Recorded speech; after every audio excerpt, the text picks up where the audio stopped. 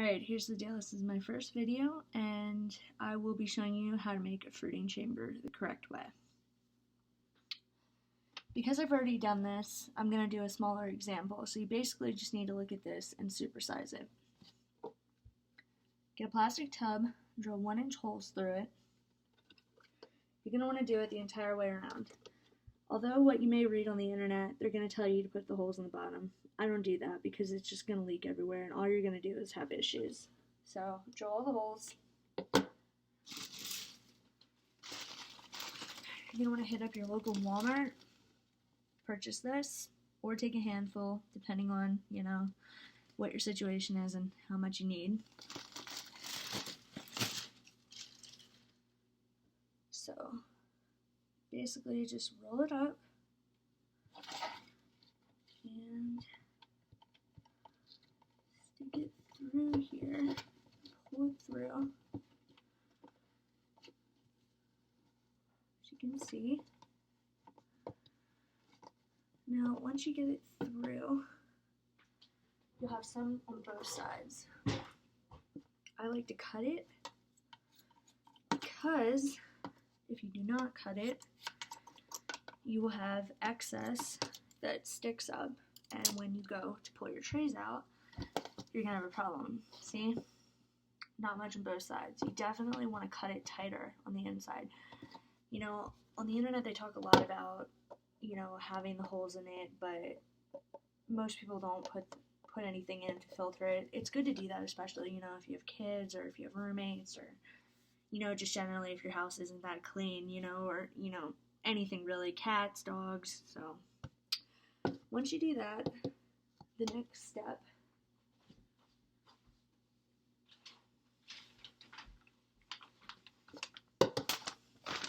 perlite.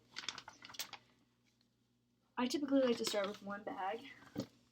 Goes a long way. So you're going to want to dump it in the strainer. Okay. And then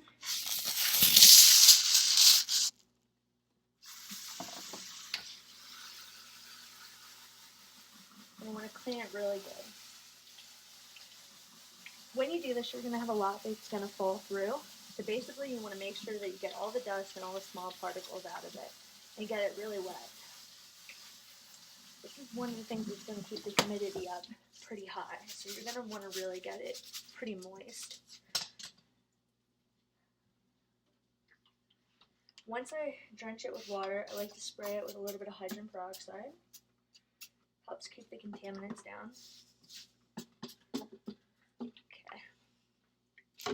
So, back over here. So imagine this container, all the holes filled. You're going to want to dump perlite into here.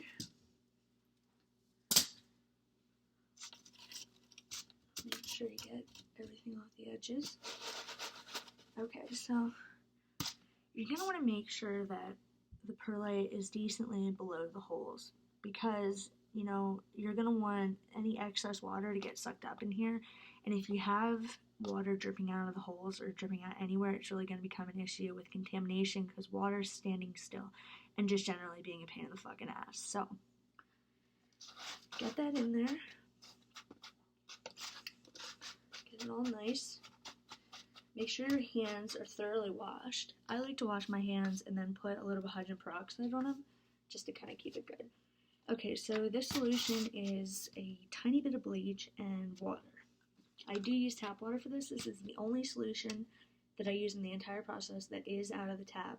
And I know that kind of adds up, but it's just better to do that. Be safe than sorry. So just lightly spray. Okay, so holes filled, perlite in there, wet, spray with peroxide to keep the contamination right down. Okay, so imagine this is your mushroom tray, okay?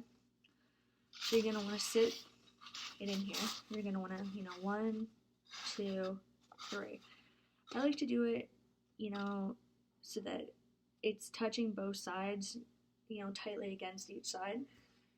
Typically, if there's extra space, I notice that when I have the humidifiers on, it seems like a lot of the humidity is getting wasted by going onto the perlite, which isn't the worst thing.